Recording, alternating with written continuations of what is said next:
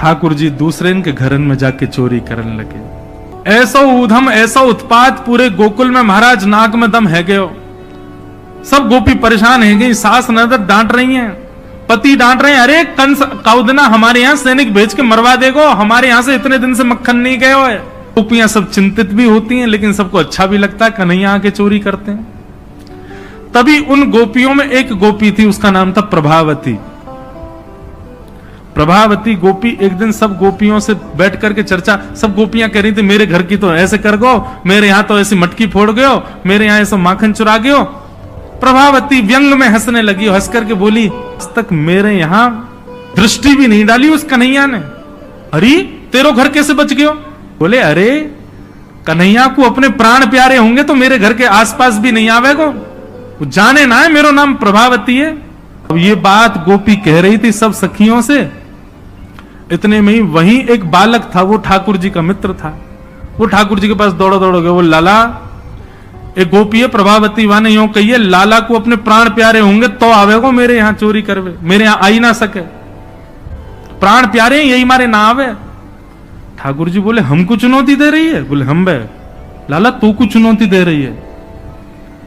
बोले अगलो धावो यही के घर मारनो है।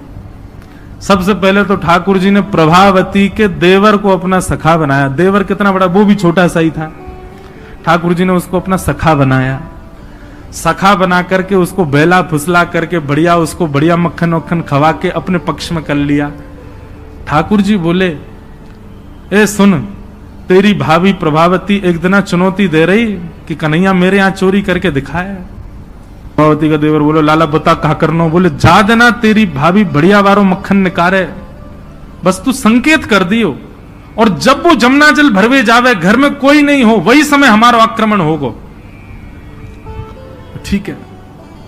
प्रभावती ने एक दिन बढ़िया मक्खन निकारो और महाराज मक्खन निकाल करके छीके पर टांगो, और वो बालक ने देख लिया, दौड़ करके ठाकुर जी के पास बोले आज भाभी ने मक्खन निकालो, आज ही चलो लाला। बोला हाँ आज चलेंगे।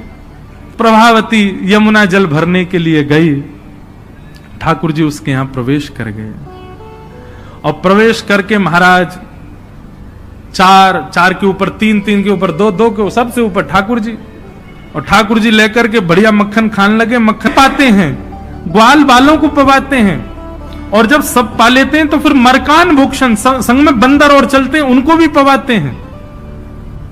लेकिन प्रभावती के यहां इतना मक्खन था, ठाकुर जी का भी पेट भर गया, ग्वाल बालों का भी भर गया, और सब बंदरों का भी पेट भर गया, लेकिन मक्खन अभी पूरा नहीं हुआ, खत्म नहीं हुआ। ग्वाल बाल बोले लाला मक्खन तो अभी बहुत सारो बच गो। ठाकुर जी बोले ये प्रभावती हमको बड़ी चुनौती दे रही ना, याकू ने मजा तो चका जाए। सो कहा कियो। ठाकुर जी ने एक हंडी लई, एक लठ लियो, और वहां से वह हंडी को फोड़ दियो, जितनो मक्खन हो सब नीचे गिर गयो, और वह मक्खन को चौका लगा गए, पोंछा कर गए पूरे घर में।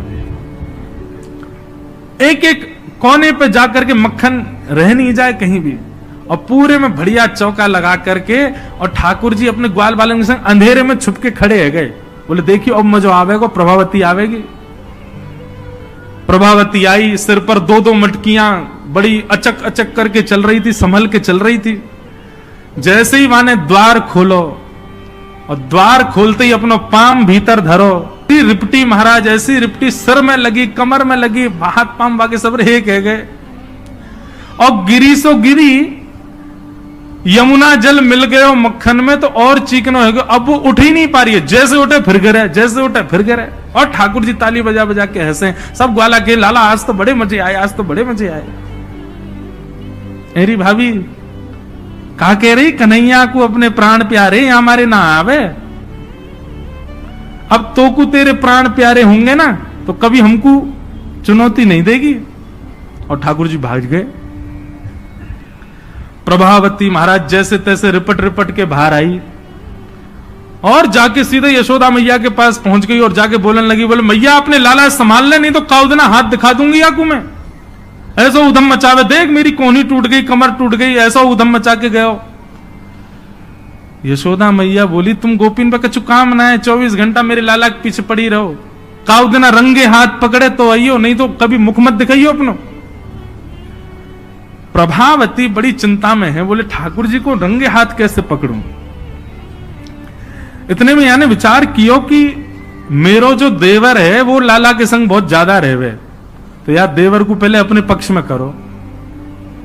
ये देवर कभी ठाकुर जी के पक्ष में जा रहा हो, कभी प्रभावती के पक्ष में। प्रभावती ने एक दिन वाकू दिखाते भय मक्खन निकारो,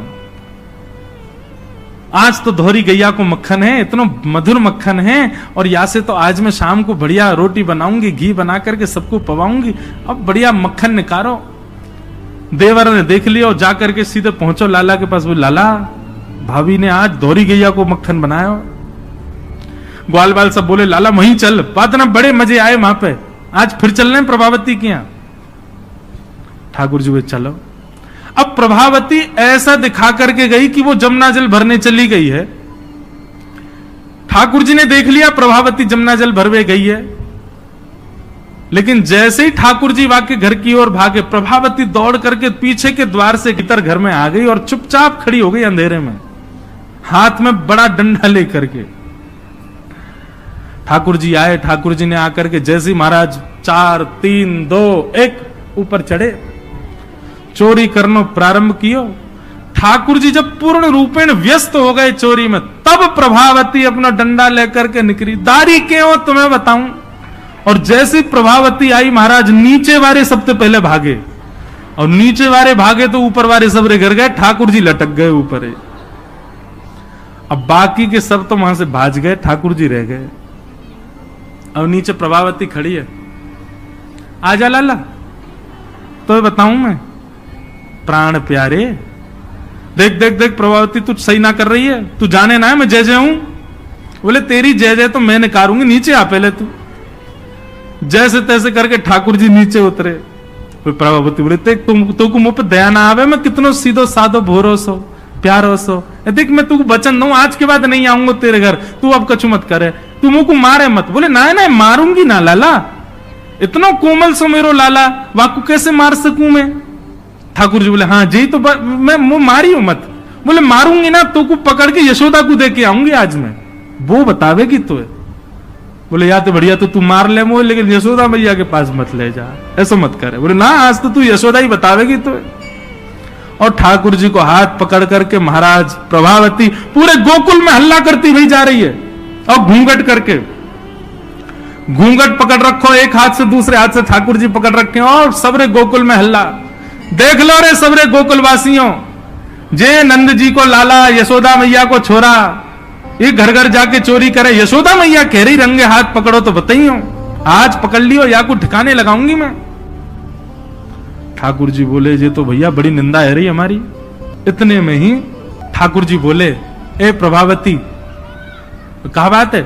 बोले देख तेने इतनी जोर से मेरो हाथ पकड़ रखो, मेरो हाथ नीलो पड़ गयो, रक्त पूरा रुक गयो है, तू इतनी जोर से मत पकड़े, तू एक काम कर मेरो जे हाथ छोड़ दे दूसरा हाथ पकड़ ले। प्रभु बोले नहीं तू भाग जाएगा, तेरी सौगंध खा के कह रहा हूं मैं नहीं भागूंगा, तू मेरो एक हाथ छोड़ दूसरा पकड़ ले। प्रभावती चलती जा रही है, और चलते चलते माने 3.5 वर्ष के छोटे से ठाकुर जी चलते चलते माने जैसी मन बनायो कि हाथ दूसरा लाऊं, ठाकुर जी ने पीछे चल रहे ग्वाल बालन में प्रभावती के देवर को इशारा क्यों यहां पे आ, वो ठाकुर जी की उम्र को ही है। अब देख तू मेरा दूसरा हाथ पकड़ जल्दी कर। प्रभावती चलते चलते बोली ला दूसरा हाथ दे। दूसरे हाथ के चक्कर में ठाकुर जी ने के देवर को हाथ पकड़ा दिया, और पकड़ा करके ठाकुर जी गली मोहल्ला कुचेन में कूदते भय सीधे नंद भवन पहुंच गए, और सीधे यशोदा मैया की गोद में। मैया इस सबरी गोपी मेरे पीछे काहे को पड़ी रहे, अरे मेरो लाला बड़ो मलूक है, हमारे पीछे पड़ी रहे। मैया रोज कोई गोपी आ जाए, मुंह को तो लगे आज भी कोई गोपी आवेगी तो उसे शिकायत करवे। मैया बोली आन देदारी की मैं बताऊंगी। हाँ मैया तू मुंह को अपना दूध पिवा दे। और ठाकुर जी तो इतने लाड़ प्यार में आ गए, मैया गोद में बैठ के दूध पीने लगे। इतने में ही प्रभावती आई, देख यशोदा मैया तू कह रही कि अपने लाला को रंगे हाथ पकड़ के लाइयो, आज देख तेरा लाला पकड़ के लाई हूं मैं। ठाकुर जी बोले देख ले मैया मैं तो कह रहा हूं ना कोई गोपी आ रही आ गई। मैया तू एक काम कर दे। बोले कहा मैं तू और बाबा हम तीनों कहीं और ही चले जाएं, ये गोपी हमको जीन ना दे रही हैं, इनको यूं लगे कि तेरो लाला इतना सुंदर काहे को है। ये चिढ़ के मारे आ जाए रोज। मैया बोली लाला तू पीछे खड़ो रहे यार, गोपी तो मैं देख के आऊं। मैया नीचे गई, कहा बात क्यों चिल्ला रही है, देख तेरो लाला आज रंगे हाथ पकड़ो। मैंने तो याकू कुछ नहीं कही है, लेकिन तेरे हवाले छोड़ के जा रही हूं। मैया यार सबक सिखाइयो आज। मैया बोली कौन है? बोले तेरो लाला। बोले देख तो सही कौन है। प्रभावती ने घूंघट उठा के देखो तो वही के देवर को हाथ।